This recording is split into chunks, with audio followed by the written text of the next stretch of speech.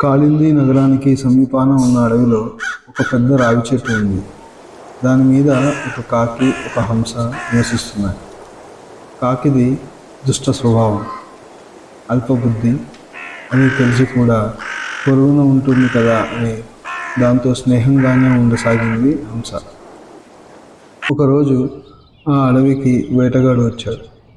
ఎంత ప్రయత్నించినా ఏమీ దొరకకపోవడంతో వెనుదిరిగిపోతూ కొంతసేపు విశ్రాంతి తీసుకుందామని ఆ చెట్టు కింద ఆగాడు. అలసిపోయి ఉండడంతో వేటగాడికి వెంటనే నిద్ర పట్టేసింది. అది వేసవి కాలం, గాలి లేదు. అతనికి శరీరం అంతా చెమట పట్టింది. మంచి స్వభావం కలిగిన హంస కొమ్మ మీద నిలబడి అతడికి తన రెక్కలతో విసరసాగింది.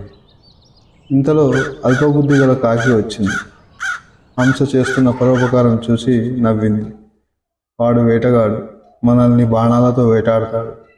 వాడికి సేవ చేస్తున్నావు, ఎంత పిచ్చిదానివి అని ఎగతాళి చేసింది.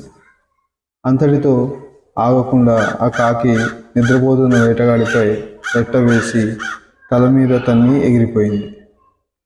దాంతో వేటగాడికి నిద్రాభంగం కలిగింది. ఒంటి మీద ఉన్న రెట్ట చూశాడు, కోపం వచ్చింది. వెంటనే పైకి చూశాడు. హంస తప్ప అక్కడ మరే ప్రాణి కనిపించలేదు. తన మీద హంస రెట్ట వేసినందుకు వెంటనే తన బాణాన్ని హంసకు గురి చూసి వదిలాడు. ఆ బాణం దెబ్బకి హంస చనిపోయింది. వేటగాడు దానిని తీసుకుని ఇంటికి వెళ్ళిపోయాడు. ఈ కథలోని నీతి, అల్పులతో సహవాసం అనేక ప్రమాదాలకు గురి చేస్తుంది.